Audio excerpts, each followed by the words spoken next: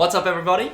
Welcome to another week of The Bible Boys. The Bible Boys. Locked and loaded, ready for action, ready for another episode. I'm super excited about this week. I'm super excited as well. Not for any particular reason, just that every week is gold. It's premium quality content. That's right. For our loyal listeners. James, what have you been up to this week? Well, it's been a wonderful week. There's been a lot that's happening. One of the things that I did was I started and finished The Queen's Gambit on Netflix. Now, can you explain what is The Queen's Gambit? Because we talked about this last week, and I think I wrongly said that it's a move where you sacrifice the Queen early on in the game, but it's not the Queen. As I googled, it's actually it's a different piece. You sacrifice a pawn early on, I think. I could be wrong. Truth be told, I actually don't know enough about chess to tell you what the Queen's Gambit is. Do you want to spoil, give us your review. Wait, actually, did I not start? Maybe I didn't start it last week. Did I mention it on the podcast? You did mention it on the podcast. Oh, my bad. See, this last week has been such a whirlwind. Yes. That I've actually forgotten. Yes. That. But yes, I finished watching the show. Good show. Good show? Great show. Could have been one episode shorter. Okay. Yeah, so... How many episodes is it? 7 episodes, so not too long. Not too long at all. But we did. We talked about... Oh, man. See, this is what happens when I forgot. Because then you talked about getting smashed in chess by Jack. That's right. And he did message me this week after listening, and he asked if I wanted a rematch. There you go. And I just said, not after last time. Okay. Still recovering? That's right. I'm still bullish on that. Okay. So I guess maybe we should delete this whole first few minutes because... No. I'm glad to hear you enjoyed it. I did enjoy it. It was a very good show. I enjoyed it. And I've gone back into chess. Really? So maybe we should play a game on the podcast next week. Now, do you reckon that would be premium content? Mate, I don't think it could get much less premium than what we've got right now. No, much more. No. There you go. Who knows? But yes, I've been playing more chess in light of it. So that's what I was going to say. That this last week I've been playing some chess on my phone. I downloaded a chess app, playing. Are you ranked? No, I'm just playing the computer right now. I'm just trying to... Yeah, so I don't think I was ever excellent at chess, even though I came second in a school tournament. Okay. But I only think that's because everyone else was horrendous. Was this Bruce? No. This is in primary school. Okay. So, in primary school, I played a tournament and I came second. So anyway, that was a good feeling. Anyway, that's something that I have been doing this week. But Pip, I also wanted to let you know, I have had so many people say, "Hey, James, start listening to the Bible Boys."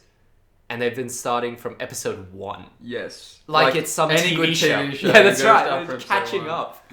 So we've got all these listeners who right now are working their way through as if there's a season 1, season 2, season 3. Yesterday at church, someone said to me, "James, I love Pip's physics questions." Well, I should throw some more out there, I think. Because I think I've lapsed in that area. I haven't thrown out many recently, except for the Vornado stuff last week. Vornado stuff. But that's right. yeah, more of that maybe on the horizon. There you go. Come on. Maybe. There you go. I got a message from someone who said yes. They're really enjoying the Instagram. Yes. They're loving it. They think it's very funny. Lots of emojis. Yes. And it was my mum. Oh, it's your mum. My mum messaged that. Wow. I didn't even know my mum had Instagram, and she's now a loyal follower of our reels. That's so right. I can't do anything too, I'm trying not to be too, I'm trying to be edgy, but not sacrilegious. There's a line. Okay? There is a line. Last night, after church, I drove to my friend's place to pick up a book that I'd lent them. Yeah. And when I went in, I said, "Hey, can I hang out with you for a bit?" And then one of the first things they said was, "Loving the Instagram, Ooh. Loving the reels." And I said, "Oh, wow, no, thanks for listening to our podcast." And she goes, "I haven't listened to anything. Maybe I will, but I'm on board with the Instagram." The reel is just that. It is supposed to be a reel. Yes. To reel people into the full experience. Oh, I see. See what I'm saying? Well, what she said was, "Can you tell Pip that I wish they were longer?" The reels? Yes. And I said, "What are you talking about? Like, they're meant to be short." And she goes, yeah, not too much longer, but, like a few seconds longer. Well, look, I've talked to Netflix, and they're not ready to sign us up. They're not ready for a Bible Boys. I'm trying to pitch them. I'm like, no, I'll just be like, 20 minutes of kind of whatever, and they're like, no, sorry, we can't really go for that. That's right. Yeah, that's right. I really enjoyed your reel. My favorite one last week, was the choosing the 12th apostle. That's my personal favorite. Oh, is it actually the Matthias Barsabbas one? Yes, I always laugh. Like, don't laugh, but like I always find it interesting getting that part of Acts where they're like, they cast lots and Barsabbas is just like, cool, alright, I just missed out on potentially one of the coolest jobs in all of human history, but the way you did the reel, like it zooms into his face and he's like, what? No, yeah. Barsabbas, poor Barsabbas. Where did Barsabbas end up going? Whatever happened to Barsabbas? Yeah. Did we hear about him in the rest of the New Testament? I don't think so. Can you imagine putting that in your resume? Could have been one of the 12. Yes. Almost one of the 12. Runner up. Runner up to the 12. 13th man. That's right. Anyway. So yeah, that's what some of the things I've been doing. What about you, Pip? What have you been up to? Apart from making amazing reels on Bible_boys well, look, on Instagram. I've started walking. Walking? I've started going on walks. I used to go for runs. Mm-hmm. Now I go for walks. Okay. Not that I can't run. I can run. Let me assure you of that. I believe you can run. But I've started to walk more. Sometimes to the gym. I'll walk to the gym. Which gym do you go to? One on Penn Hills Road, Anytime Fitness. From here, you walk there? Yeah. Wow. It's actually only like 15, 20 minute walk there. Yeah, nice. So I get my, the walk in, get a bit of sun. Yes. Get a bit tanned on the way. Yes. But it also gives me a chance to, I like to listen to stuff and actually listen to it properly. Yes. So listen to some podcasts, which has been good. But I think walking long distances has helped me to resonate with people of old. Okay? Ancients. The ancients. Do you know what I mean? The ancients. The ones who had to walk. Yes. There's something quite contemplative and soul-searching about just walking. Walking's a lost art, I think. Not many people that I know, walk for extended periods of time. Yes. Do you know what I mean? On a regular basis. It's a reflective time. It's a reflective time. Yes. Do you know what Yes. I mean? So what have you been reflecting on? Just life. Yes. Just, I've been reflecting on, look, there's not a lot of material there, to be honest. Pretty slim pickings. I don't have any pearls this week. I don't have any pearls of wisdom, to be honest. That's okay. It's mainly the walking is what I want to talk about. And to encourage our listeners, if you haven't gone for a walk, take 20 minutes, do yourself a favour, go for a walk. Alright? I was thinking about this the other day, that one of the great things about a ministry apprenticeship has been the writing of partnership emails, because actually it involves reflection. One of the things that I think, listening to some people who they're doing ministry or they're in paid vocational ministry, like actually taking the time aside to reflect and think about what you've done and recount what you've done. That's a discipline that you need to have yourself, which I think reflection is one of those really good things to do, because it helps you to think about where you've gone well, helps you to be thankful, helps you to put things in perspective, helps you to critique where you can improve. And that's actually built into the ministry apprenticeship. Walking is a way of reflecting as well. And I think we could all do with a bit more reflection. Yeah. Self-reflection. Yeah. No, it's been good. But it's also just good to... I've started listening to some more college, like old lectures or old... some talks like Philip Jensen talks. Listen to 9 Marks have this kind of like leadership podcast. There's like some really interesting ones with Tim Keller, where Tim Keller kind of talks about his ministry and his plans for the future and stuff like that, which is very interesting. Nice. With Mark Dever. Yes. Yeah, and he did one with J.I. Packer, which was very interesting before he passed away. Yes. But I do have a joke. Oh, go. If you want to hear a joke. I always want to hear a joke. And I think I've told it to you before, but I'm not sure if I've told it on this podcast. But you'll hear it afresh right now. Listeners, premium content. This is it. Ready? Go. So there was a pastor at a church, and he started to fall into this bad habit of plagiarizing great American presidential speeches, and his staff team was starting to get worried that people might get annoyed or catch on to what he was doing, and so they confronted him and said, we're just afraid that this could have some negative consequences for you and your ministry, and as well as the kind of reputation in the church. And he says, the preacher says, I wouldn't worry about it. There's nothing to fear except fear itself.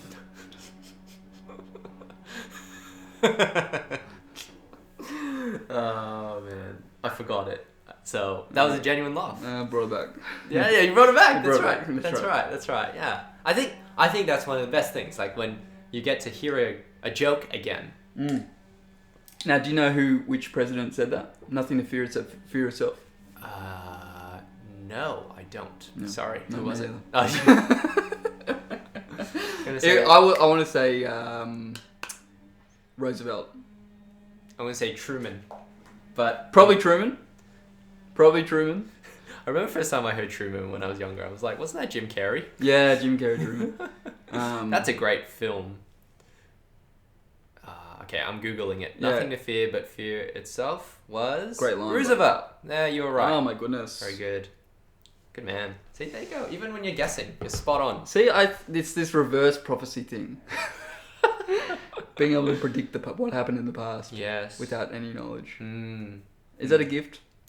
And a curse, maybe? Yes. Do you know where that's from? It's a gift and a curse. Harry Potter? No, not Harry Potter. See, that was an example of me guessing something and getting it wrong. I feel like for you, Pip, when you're guessing things, you have a few places you can go. Yeah. Home Alone. Yeah. Harry Potter. Yeah. It's always the same place. Something to do with Tom Hanks or Macaulay Culkin. Yeah, that's right. Where was that quote from? That's from Monk, the TV show Monk. Oh yeah, Monk. Yeah. Yeah. Anyway. Good times. Good times. What have you been reading in the Bible lately? So I finished Zephaniah yesterday, which is, it's not too long. So we'll open up to Zephaniah. Do you reckon his friends called him Zeph? Zeph or Ananiah or Annie? Yeah, mate. Or, World War Z. Yeah, World War Z. World War Z. Some World War Z, yeah, you go. Yeah, probably not. Might be a bit too on the nose given the exile. But anyway, so Zephaniah. I want to look at Zephaniah 3, but if listeners wanted to sort of see an example of how the day of the Lord as a motif or a theme comes up through the prophetic writings, look no further than Zephaniah 1. Okay.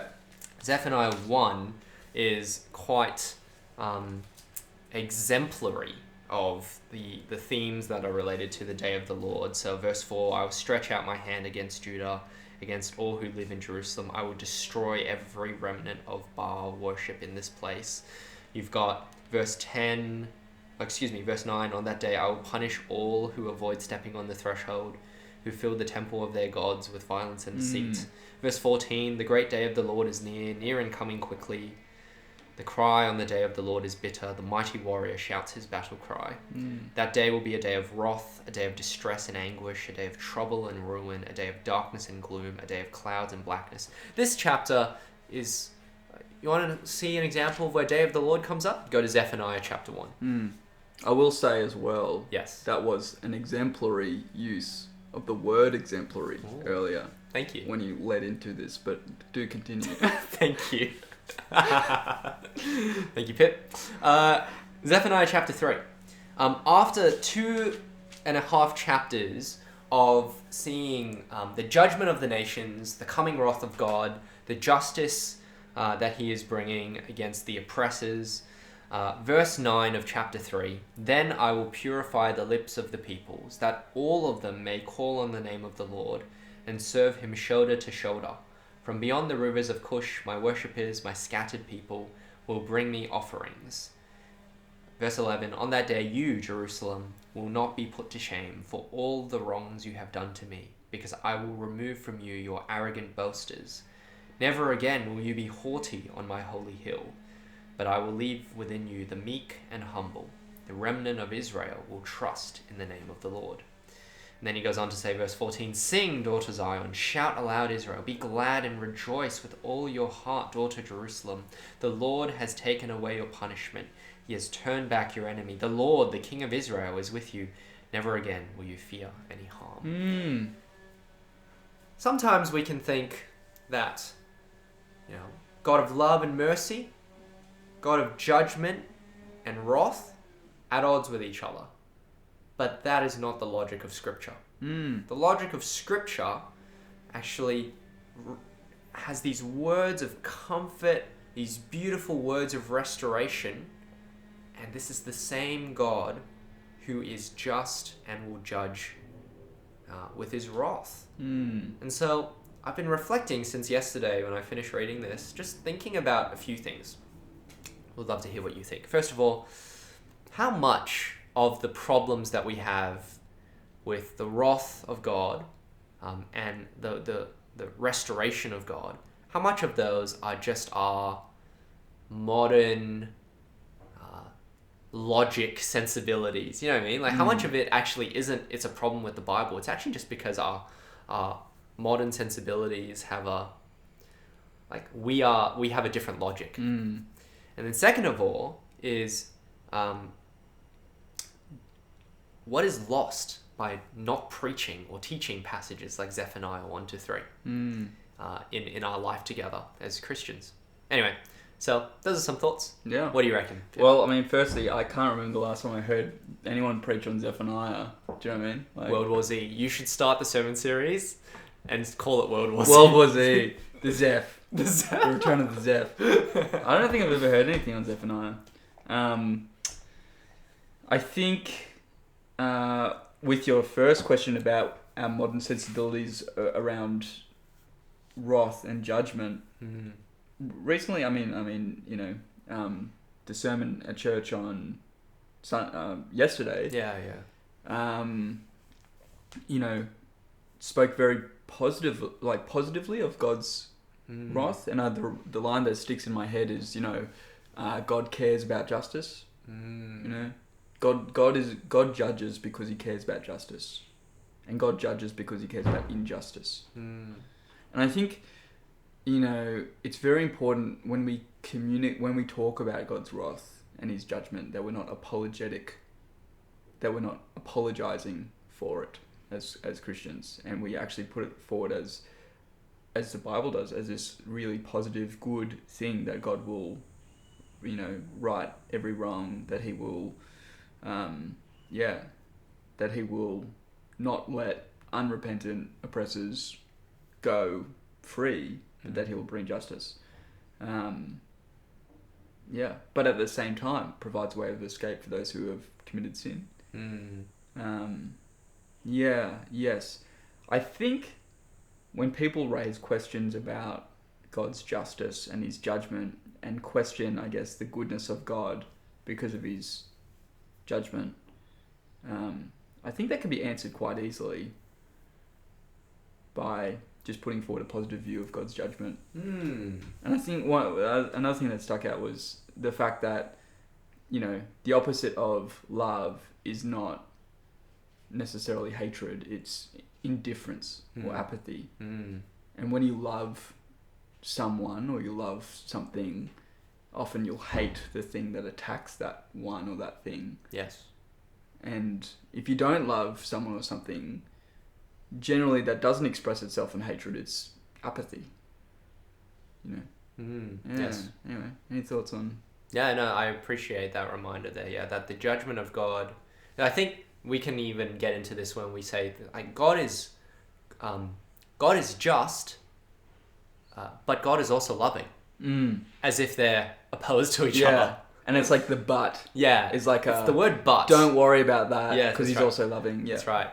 God will judge, but God is also really merciful and will... Maybe there's a sense in which the but can sometimes be necessary and helpful to clarify a point, but I think often we're trying to say, oh yeah, don't worry about that part of God, focus more on this part. But actually, it's all woven together. Like when you're saying that part of the judgment of God is there because he loves. Yeah. So it's Yes, that's right. It's all woven together. Yeah. I guess it's, if you're looking to grow like a ministry or something, and if you're driven purely by numerical growth, then you'll often just talk about the stuff that makes people cheer and happy and gather. And sometimes, wrath, speaking of God's judgment, doesn't produce that effect as quickly as, just preaching God's love. Yeah. It's interesting you say that. So I was listening to something earlier this year. It was from an American sort of theologian, so a Black American theologian, who was saying that most Black Americans who are maybe not as wealthy have absolutely no problem with the idea of so this is what he was saying, right? Have no problem with the idea of a God who judges justly and will destroy the oppressors. To say that the God of Israel cares so much about how, like for example in the Exodus, like to say that the God of Israel cares so much that his people were mistreated and enslaved that he is willing to kill those who hurt his people. Yes and amen. We want that God. And I remember just listening to that. So it was a podcast I was listening to, and I was just going, that's really interesting. And then the next thing he said was, so much of our issue with the judgment of God is because we haven't been oppressed ourselves. Or we haven't suffered enough ourselves. Yeah. But when where suffering and hardship is a greater or more prevalent reality, there's less of a problem with the idea that God is going to judge those who have caused this and bring liberation and restoration. Anyway, so I thought, I just remembered that as you were speaking. That's a good point though. Like, living in Australia, not living under an oppressive regime, I guess makes us numb to the atrocities that exist out there of like, like governments oppressing their people. Yeah. But also kind of just like living in the society in which we live, sometimes we can become numb to just the, the depth of people's sin and, I do wonder, actually, just as you were saying that, like society you live in, because something that just came to mind is I think there has been a mood change in the last 2 years especially. So if you think about a lot of the Black Lives Matter protests and riots, what happens was that part of the, not commenting on the good and the bad or behind it, but the very fact that people felt driven enough to say, actually, no, we need to enforce certain things, we need to fight for certain things, violence is justified. I think that there's something there to say that in the fight against systemic racism, breaking things, punching people, like that violence actually is justified. And actually, as someone, I've told you this before, I lurk on Twitter all the time. These are the arguments that are being made. That you can't say that this is a bad thing, because when you compare it to the gross injustice that is systemic and prevalent, of course the violence is justified. And I'm just going, that's so fascinating that especially in the last 2 years, that has been an argument that is commonly put forward. Yeah. Now, say what you want about that, but there is a logic thing there that's saying that if the evil was bad enough, violence is justified. Yeah. Retribution. Retributive justice. Yeah.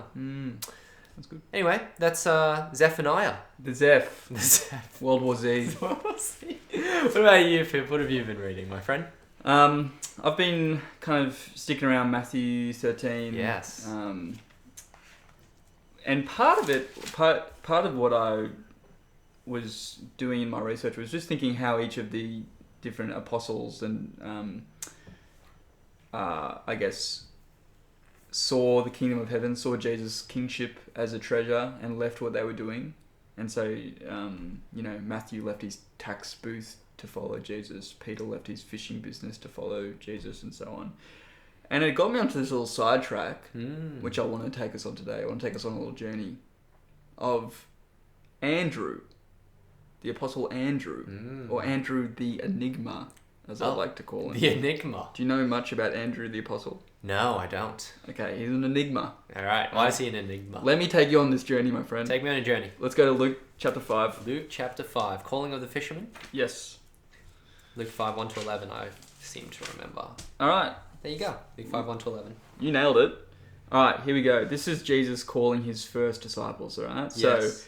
So, okay, verse 2. He saw the water's edge, 2 boats left there by fishermen who were washing their nets. He got into one of the boats, the one belonging to Simon, or Peter, and asked him to put out a little from shore. Then he sat down and taught the people from the boat. And essentially what happens is he calls Peter and the two and those who are fishing with him to follow him. Jump down to verse 10, we see that James and John, sons of Zebedee, Simon's partners, are counted as people that were fishing with him. Yes. Right? And it's Peter, James, and John that go on to form what's commonly been called the inner circle of the disciples, the inner 3, right? Mm-hmm. And you see this in places like Mark chapter 9, right? If you flick over Mark chapter 9, verses 2 and 3, we see that after 6 days, Jesus took Peter, James, and John with him and led them up a high mountain where they were all alone. And there he was transfigured before them. So Peter, James, and John, just those 3 get to witness his transfiguration. Turn over to Matthew chapter 26. Matthew 26, verses 36 to 38.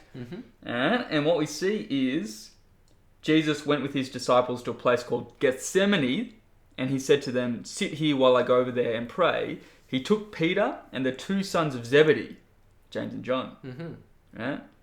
And he took them, and he began to be sorrowful and troubled. And then he said to them, "My soul is overwhelmed with sorrow to the point of death. Stay here and keep watch with me."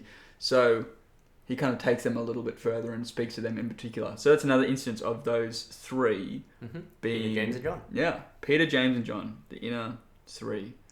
Now, James, this is where it gets interesting. Turn to Luke chapter 6. Luke chapter 6.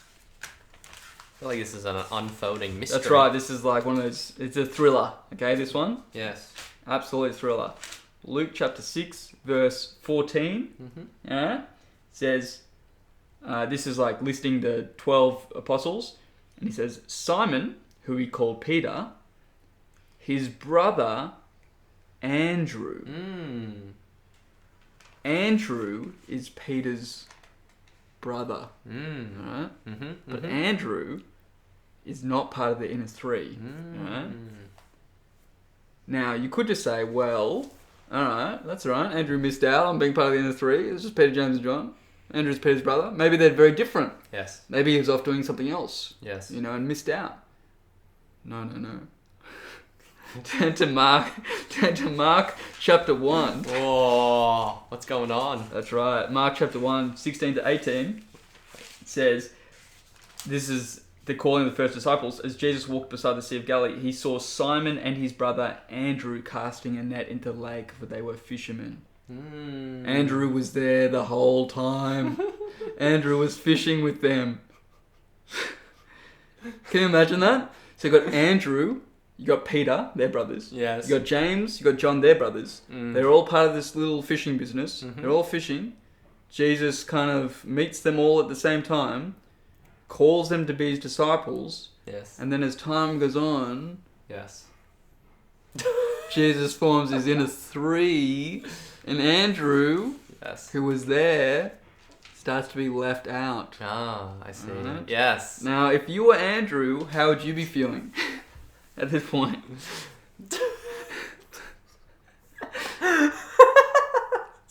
Might I suggest that you would try to perhaps get into the inner 3?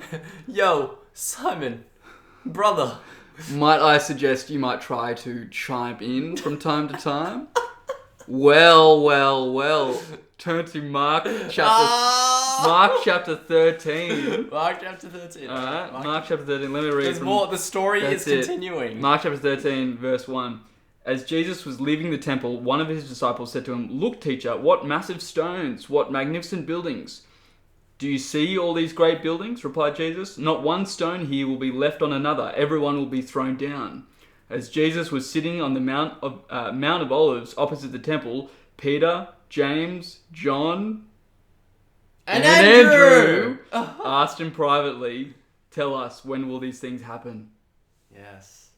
Andrew chimed in. Andrew's like, I want to be here. Yes. There you go. Huh. What an enigma. Andrew the Enigma.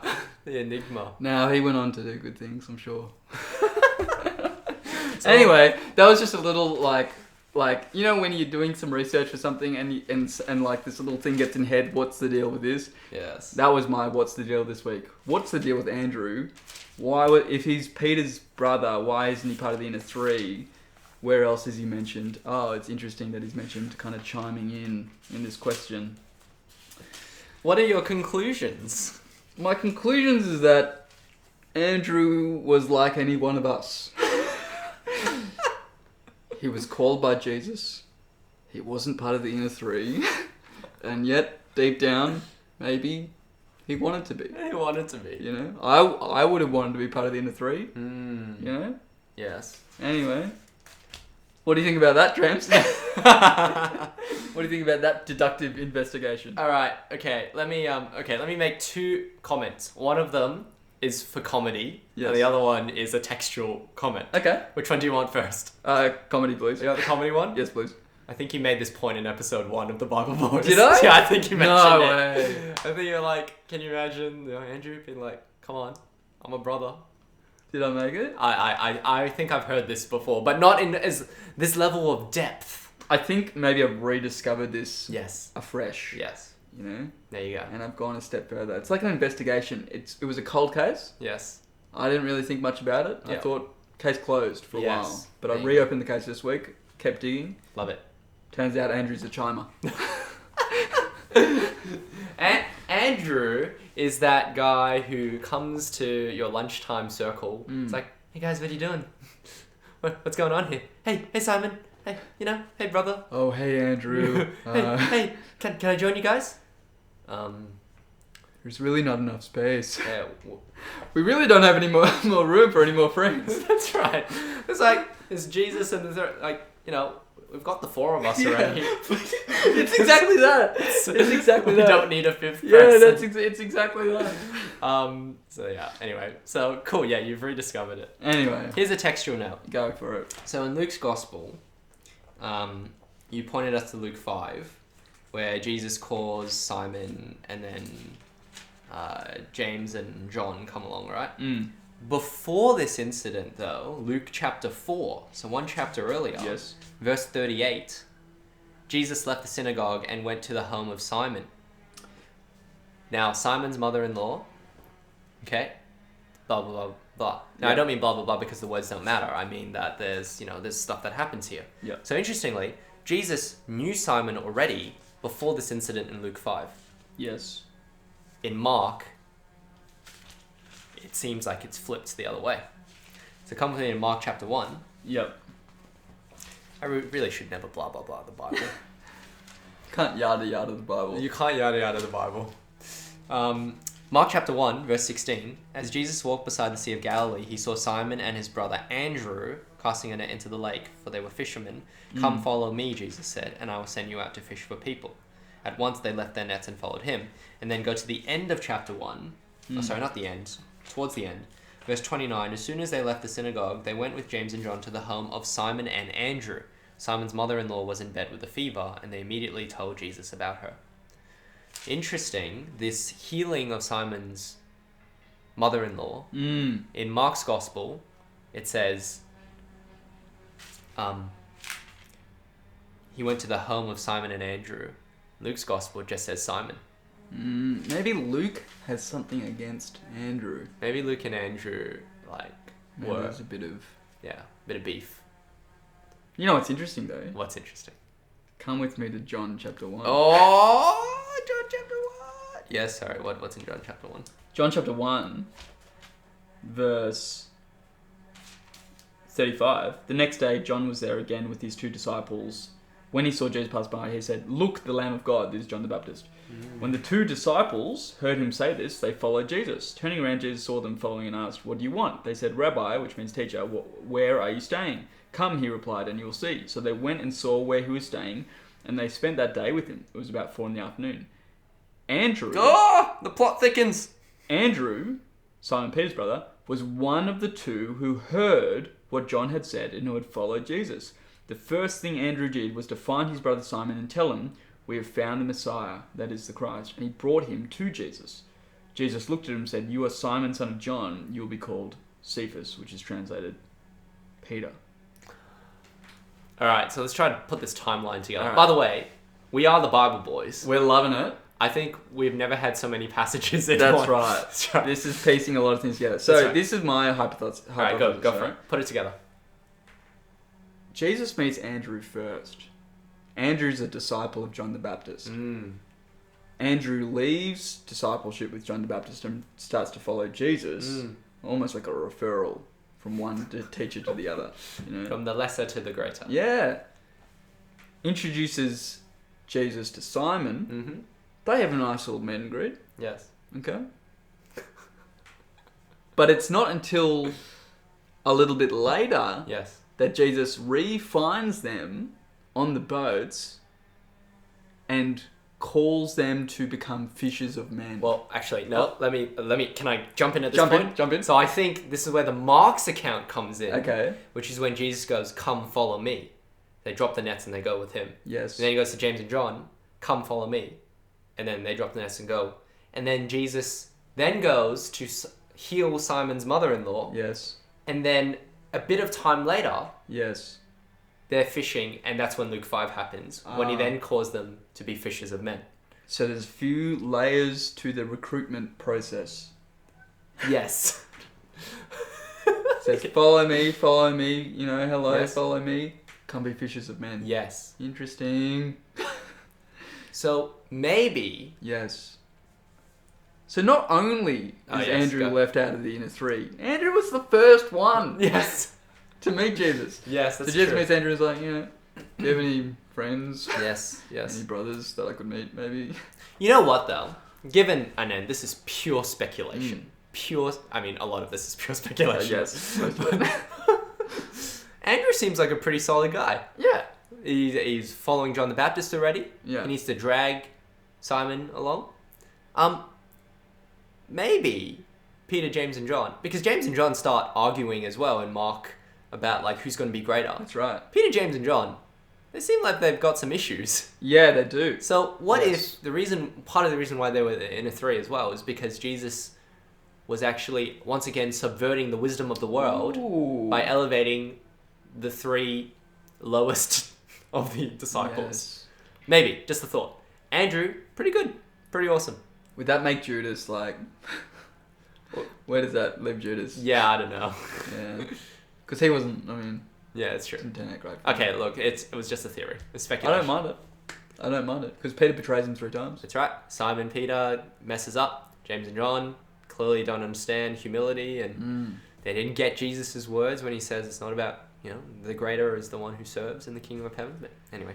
Now, James and John are also called sons of thunder. That's right.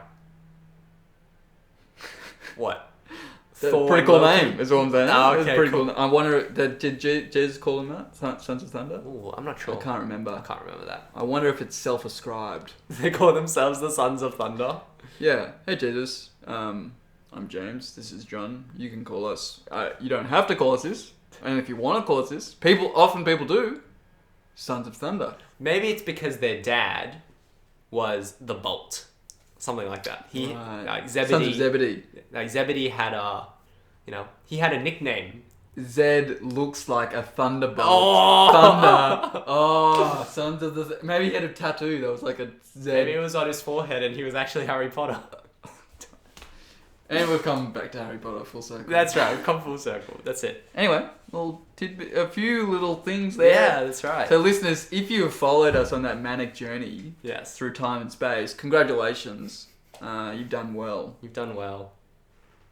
Do we have any messages from the email? We do. We have a few. So I'm going to have to limit it today. Wow.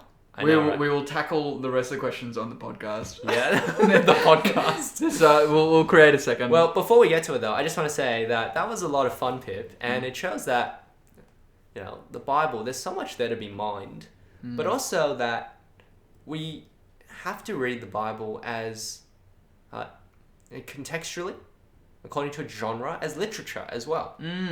Because it's not like all these dudes got together and it's like, okay, how do we make this seem like a, just one linear, like, as if it was like an orchestrated, we need to make sure everything is super clear. Like, no, actually, these are documents that were from eyewitness sources, compiled together. Yeah. And the truth of Jesus shines through. I think particularly with the 4 Gospels, it's tempting just like each year maybe to be like, I'll read a Gospel this year. And that's a gospel. And there's some truth to that, but there is a richness in kind of going deep into the 4 Gospels. Absolutely. And just seeing how they cross over and getting that full picture. That's right. Yeah. There you go. All right, we're going to do 2 messages today. Cool. So first one is an email. Hello, Bible boys. Came across this podcast last week when James's Twitter account got suggested on my feed, and ever since have been listening while grinding uni assignments. Currently, I'm up to date and eagerly... Wow, up to date. This person, Alice is this person. Alice listened to 34 episodes in 1 week. That is ridiculous. You must have a lot of assignments. Thank you for listening, Alice. Currently, I'm up to date and eagerly expecting new episodes every week. Smiley face. Just wanted to say how this podcast has been so incredibly encouraging as you guys talk about your everyday activities and thoughts and how they can be so full of Bible. It has been really enriching listening to this during this assessment period, as it's so easy to be consumed by uni and forget about God. Thanks so much, Bible boys. Keep it up. Also, Pip's nickname is really cute.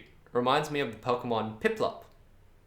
And then it's the uwu face emoticon. With much love, Alice. Well, thank you, Alice. And I like my nickname. It's stuck. It does remind me of Pokemon. Haven't watched Pokemon per se. But you never got into Pokemon? No, I have not. Wow. I watched Naruto for a bit to try and learn Cantonese. It didn't work. I didn't. I thought I could learn it via osmosis. Did not work. It's Japanese, right?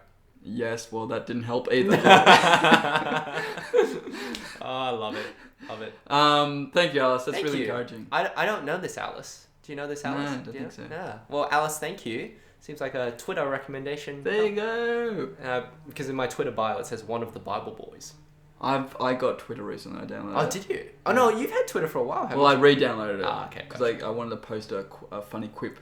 Yes. I forgot what it is, but Okay. But Twitter has its uses. That's right. Anyway, thank you, Alice. Listeners, you can always email us at thebibleBoys with a Z at gmail.com. Here's a message that came through on our Instagram. Nice. Actually, sorry, did you want to say anything else about your nickname? No. I'm happy to leave it. Piplup. Piplup. Please don't start calling me Piplup. I'm not calling you Piplup. Alright, here we go. Here's another message that came through. Okay, where are we? Sorry. This is riveting audio, isn't it? I'll put in some music here. Okay, here we go. This is from Linda. How do you think this focus on whether something is lasting plays into caring for the environment? Oh, actually, sorry, before that. I've heard people say that one of the reasons they want to do full-time paid ministry is because of its lasting effect in saving people to Jesus. Is this a helpful way to think about what you should do with your life? And then, how do you think this focus on whether something is lasting plays into caring for the environment? Yeah. Interesting. So there's 2 parts to this question. So the first part, should we think about full-time paid ministry because of its lasting effect in saving people to Jesus? Yeah. I think Yeah, we talked a couple of weeks ago about work and kind of the value of work and that kind of spectrum of, that of value. This is an interesting question, particularly, and how it relates to the environment as well. Thinking about, 1 Corinthians 15, when Paul's talking about, the pros and cons of getting married versus not getting married. You mean 7? Yeah, 1 sorry. Corinthians 7. Yeah, that's right. 1 Corinthians 7. Yeah. And you're preaching on that this Friday, aren't you? Yeah, that's right. There you go. He throws in he weaves in the logic of where we're at as Christians into his kind of weighing up what's valuable, what's not valuable, what's worth it, what's the better choice. Some of the things he says, the world in its current form is passing away. He does say that. The time is short. I want you to live in undivided devotion to the Lord. That seems to be the logic of that. Whatever helps you to live in undivided devotion to the Lord as much as possible in holiness, because the time is short and the world in its current form is passing away. I would apply those same things to questions of work. If you're convicted that the world in its current form is passing away. I was listening to Tim Keller podcast talk about this a bit today. He was kind of saying, if you're a lawyer or if you're a doctor or if you're a teacher, the goal that you're trying to achieve in each of those professions is a noble goal, and it can honor God and it can be really helpful to people.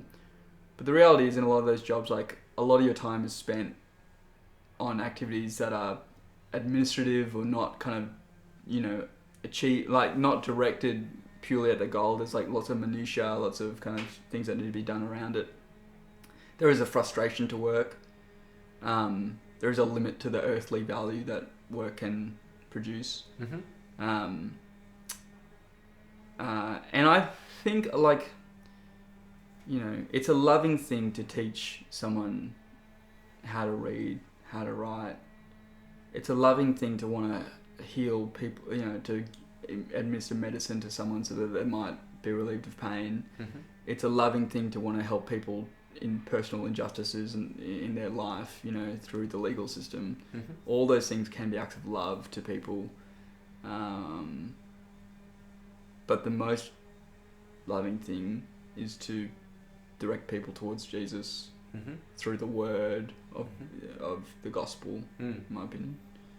And so if you can do that, if you can create as much space in your life to do that particular work, I would say do that. Whatever that looks like. What would you say? I think that it's yes and amen with what you just said, and that's why Paul says at the end of 1 Corinthians 15, devote yourselves to the work of the Lord, because you know that your labor in the Lord is not in vain. Now, what does that mean for you in your day-to-day paid work? Yeah, that's when it gets more complicated. Where it gets really tricky. Because I think that whether or not you're in paid gospel ministry or not, the driving heartbeat of your life should be the work of the Lord. And I illustrated this with someone a few months ago, back when I was working as a full-time tutor. I'm saying even when I was working as a full-time tutor, the rhythms of my week were actually structured around ministry. So I knew that Wednesday night was growth group. I knew that Sunday morning was youth group. And so I needed to carve out space in my mornings and evenings to make sure I was actually preparing for youth and growth group. So even while you're working in the secular job, I was working a bit more than 42 hours a week. But mentally, those kind of Bible teaching spaces in your ministry, were primary for you. That's right. Those were the primary. Those were the non-negotiable things. Right. Which meant that Sunday morning I need to be awake. Saturday night, when people say, "Are you free?" I go, "Yeah, until a point," because I have to get home and sleep so I'm ready for Sunday morning. Because sometimes we can think of ministry and actually gospel, like sharing the gospel, as the addition to my main life, which is my 40-hour work week. But actually, I don't think you have the luxury of doing that. Right? No, the cycle of your week, the heartbeat of your life is faithful service, wherever that may be, to your family, to your church, to your non-Christian friend. That is the cycle of your week. That is the primary work you're engaged in whether or not it is most of your hours or not. Yeah. And the hours you do work, yes, there's I guess like if you have a job that produces some kind of benefit in the world, yes, that's a good thing. It's an act of love to those people that you're serving. But also the money that comes from that work, there's a double benefit. Yes. Because then you can reinvest that money in other work, gospel work, or charity or whatever. Yes. Invest it in your home so that you can become more able to be more hospitable and kind of create a space that's conducive to hospitality, all those sorts of things. Yeah, that's right. And the work itself is good. I think that's also important to say, that even though the work itself may not last, and this is where the logic of Scripture comes in, where marriage is still upheld, but marriage is not going to last. Yeah, and we've talked about this so much.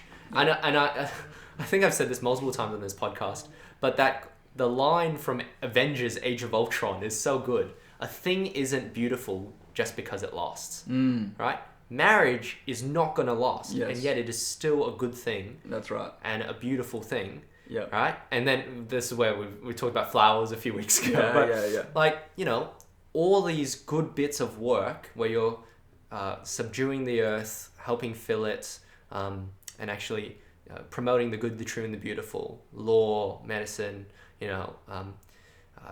teaching, cleaning, producing services. These are good things. And they also help our world to continue to function as we wait for Jesus to return. Yes, yeah. So it's just it's got to balance all these things. That's right. It's a balance. You got to remember the world is passing away. Yes. But it's still here. That's right. For a little bit of time. That's right. And that being said, though, I fully agree with the challenge, which is, but having said all of that, if you could give up more time, and you are competent, you're godly, you have the convictions, and the circumstances are there, will you consider making that sacrifice from those other things for the sake of vocational gospel ministry? And I would argue, with great power comes great responsibility. Yes. With great affluence comes great responsibility as well, I would say. Yes. We live in in one of the most affluent places in the world. And I think that allows more of an opportunity to take risks, financial risks, career risks, time risks in life, without so much the fear of, I guess, death by financial destitution. Yes. I don't think you would, even if you went into ministry and you lost your job in, say, a church in Australia, you wouldn't die. Yeah. The government, if you approach the government, they won't let you die in our country, really. But more significantly, in the church community, that's right. Yeah. You will be taken care of. That's right. You will be taken care of. I feel like now is a great. It sounds kind of grandiose, but now is the time in history and a place in history where gospel, taking risks. In one sense, it's easier than ever. That's right. Yeah. Now that being said, and no one can say. I think the benefit of how we've talked about this is no one can say that we're saying, oh, you can't do gospel ministry, or you have to. But we're saying, hey, it's a real choice. Yeah. What are you going to do? Yeah, that's right. But whatever it is, make sure you're devoting yourself fully to the work of the Lord. Yeah. That should be the heartbeat of your life as a Christian. Yeah. And just even thinking about the parable of the treasure hidden in the field, it's like, what is your treasure? What is your trust in? What's your source of joy? That's right. Right. Would you be willing, if Jesus came and said, go sell everything you have, come follow me, would you be willing to make that trade easily with joy, or would you hesitate in that kind of question as well? Yeah, there you go. The environment question, just attached to this, I think there's similar logic as well. I think Christians ought to care about the environment to an extent. I think we ought to care about the environment for kind of the short to medium mindset of we don't want our grandchildren to have to face horrific natural consequences of global warming, for example. Just like an engineer shouldn't create a building that is structurally unsound. Yeah, we have a responsibility for our world and future generations to make sure we're not creating a world that is unsound. And that's right. And yet at the same time, no engineer builds a building thinking it's going to last forever. That's right. That's true. That's right. They know that empires, nations come and go, buildings come and go, and in the same way, this world is going to come and go. That doesn't mean you don't put effort into making it as good as it can be. Yes. You know, but just with that, so we don't put ultimate. We don't become, I guess, activists for that cause alone. Mm-hmm. Not to say that lobbying for better management and environmental impact is a bad thing. No, but that can't be the heartbeat. That can't be your where your treasure or your trust is either. Yeah, that's right. Yeah, there you go. So that's hopefully those thoughts are helpful. Mm-hmm. If you'd like to come back and comment on any of that, feel free to message us or email us. That's right. There you go. Listeners, thanks so much for joining us for another week. You are welcome to mail, email, carrier pigeon, but really send us an email. It's probably a bit easier. Yeah. Or message us on Instagram. Also easy. That's right. Pip, you got some more real ideas for this week? Look, I was thinking, can we act out this whole Andrew scenario in a reel? I think it's more of a Netflix thing. Netflix. That will be the Bible Boys Netflix. Yeah, that's right. Andrew the Enigma. That's right. No, I don't know. I was thinking, maybe Jesus talking to the Jesus forgiving the paralyzed man's sins. Yeah. And the Pharisee thinking like a thought bubble. It's like, who can forgive sins but God alone? And then it goes to Jesus, and Jesus is just nodding, and he's like, yeah, you're getting it. And then they're like, huh? How do you know what I'm saying? How do you know what I'm saying? Like, yeah, I love it. Or this one, there's crowd of 5,000. Yes. And Jesus comes out with 2 loaves of bread. He's like, who's hungry? I love it. Thoughts? Anyway. Nah, that's good. Yes. That's good. Well, thanks listeners for another week. Share us with your family and friends so that many more can experience this premium content, light when it comes to us, but serious about the things of God. Thanks everyone. Bye for now. See ya.